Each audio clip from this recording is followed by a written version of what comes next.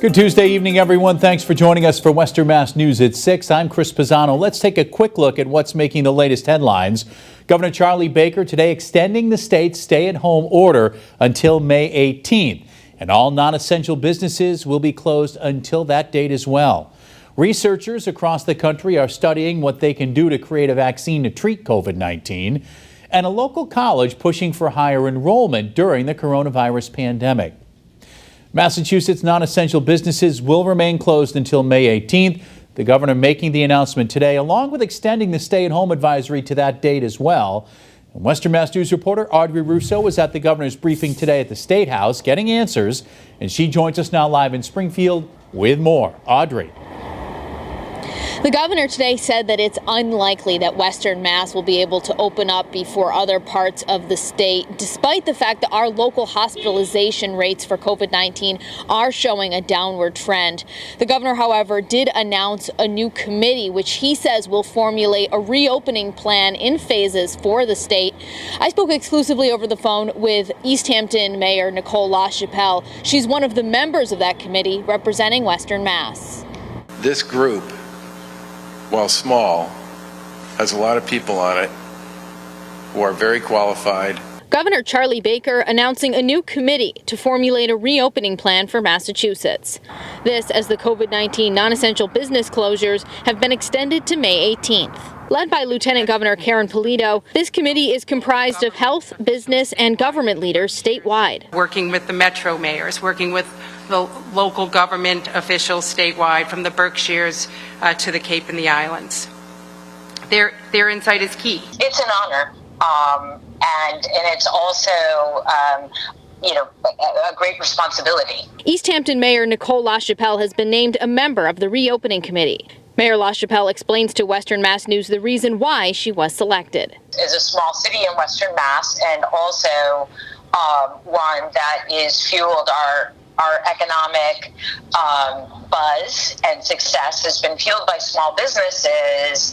That information was really needed on a state and then a federal level. The committee must present their reopening plan by May 18th. The governor announced the plan will focus on reopening in phases, something LaChapelle says is a balancing act. What are the waves? What are the kind of the rolling waves of reopening while balancing the very real and in front of us and not going away soon, public health and safety concerns. LaChapelle says the plans and objectives for East Hampton and other Western Mass cities have not disappeared because of COVID-19. Our goals and values have not changed. The world around us has changed a great deal and is still in a lot of turbulence. And making sure Western Mass can continue to grow is one of her top priorities as a member of the statewide committee. I want the voice of East Hampton and Western Mass cities to be really well heard, across the state. I spoke with Mayor LaChapelle after this afternoon's meeting of the committee. She says that the agenda was introductory and that there was an emphasis on both big and small employers.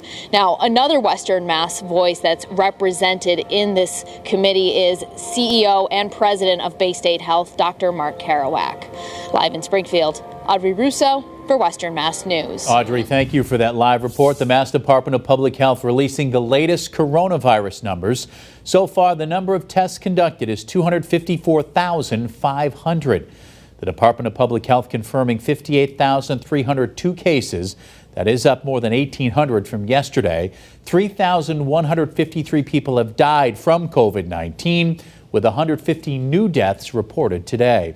And breaking down those numbers county by county here in Western Mass, Hampden County reporting 3,546 cases, Hampshire 509, Franklin 237, and Berkshire County reporting 430 coronavirus cases. So in total, Western Mass is reporting 4,722 COVID-19 cases.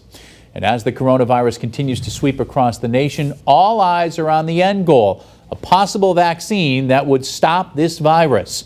Western Mass News reporter Sarah Granelli spoke with a doctor about what goes into the process of developing a vaccine and how far out we are from having one.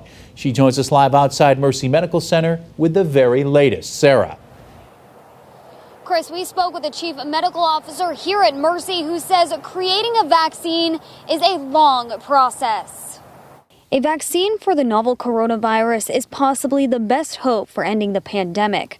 Researchers across the country are doing what they can to safely come up with a vaccine. The first important point is to ensure that we can identify and then either create or take from another source an item from the virus, typically a protein that would then be utilized to enter into the body to create an immune response, which usually is to create, antibodies in response to that protein. Dr. Robert ROOSE, the chief medical officer at Mercy Medical Center, spoke with Western Mass News on FaceTime, detailing the complexity of what it takes to create a vaccine. If there can be something successfully created that can stimulate an immune response, well, then the vaccine would need to be tested initially for its safety, and then over many months or years in larger groups of patients, test to ensure that it actually does what it's intended to do. Dr. ROOSE says clinical trials are needed to make sure vaccines are safe. I believe right now there are many different avenues in which companies are looking at creating a vaccine. At one point, the World Health Organization had stated that I believe more than 70 companies were looking into producing a vaccine for this novel coronavirus. A biotechnology company, Moderna, in Cambridge, is already planning phase 2 of their study to create a vaccine for the novel coronavirus, which includes 600 participants. And across the globe, researchers in China as well as England claim to have protected monkeys from getting the infection. However, as vaccine research continues to develop, Dr. ROOSE says it would be surprising if a vaccine was created this year. Typically, vaccines could take 5 to 10 years to create in response. And there has been significant efforts in this case to escalate that to only taking maybe 12 to 18 months. Dr. ROOSE says he predicts that a vaccine could be out by 2021. Live in Springfield, Sarah Grinelli, Western Mass News. Sarah, thank you for that live report. Now, during this coronavirus pandemic, reports show fall college enrollment numbers are going down all across the country. The Western Mass News reporter Leon Purvis joins us live outside Holyoke Community College, where he spoke with school officials. Leon. Chris, Holyoke Community College already pushed their fall registration back by 3 weeks. Students started registering for classes mid-April. Now, the fall applications they received last month and this month are down about 50%.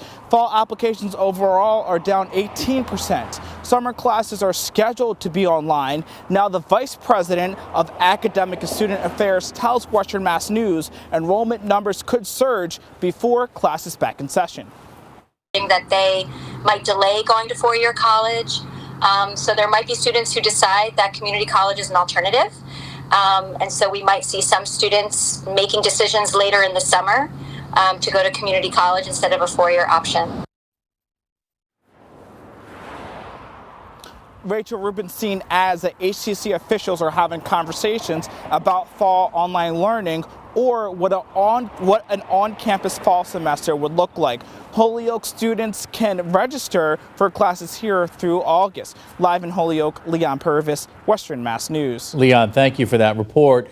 New at 6, good news from Baystate Medical Center. It was a very special code Rocky as the hospital gathered to send off Megan Moonjan.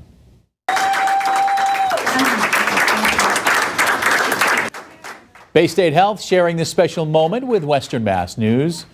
Moonjan spent 29 days in the hospital. That includes the critical care unit, fighting for her life after contracting COVID-19. Staff at the hospital lining the halls, clapping and cheering as she was discharged. She's a medical assistant within Baystate Health, making today's event that much more special. Code Rocky began in one of Baystate Medical Center's care units as a way for caregivers to recognize and celebrate the recovery and discharge of COVID-19 patients. And for more coverage on the coronavirus pandemic as it continues to develop, just log on to our free Western Mass News streaming app. I was going to say today was a beautiful day, but it pales in comparison to scenes like that Seeing folks stepping out of the hospital. Really great stuff. Upper 50s to low 60s for our current temperatures. We have seen just some cool air in place the past couple of days. We will see some milder air building in towards the end of the week. Our wind out of the north, right now 15 miles per hour for Westfield. The wind remains fairly calm overnight, and then we see it out of the south for tomorrow. So we're actually going to see some warmer temperatures in the forecast for your Wednesday. Our Skycam looking absolutely beautiful. Nice little reflection off the Connecticut River there of the setting sun. We still have about 90 minutes, a little over 90 minutes left of daylight before we start to see that sun hitting the horizon. Our satellite and radar dry. That's not going to change for tomorrow, although we do build a couple extra clouds as we go into the afternoon and evening. That's what Futurecast shows. The dry conditions to start off. Then the clouds arrive. We all have a mixture of sun and clouds as we end the day, and then we turn a bit unsettled heading into Thursday and Friday. We'll look at that in my first warning forecast in just a few minutes. Chris? A student from Western Mass fights to stay on his college campus to make face shields. I'm Kayla Burton. Coming up on Western Mass News, I'll show you how he's doing it and who's benefiting. And still ahead, first Dr. Fauci was celebrated on cupcakes, and now one company's expanding the doctor's popularity to mugs and much more.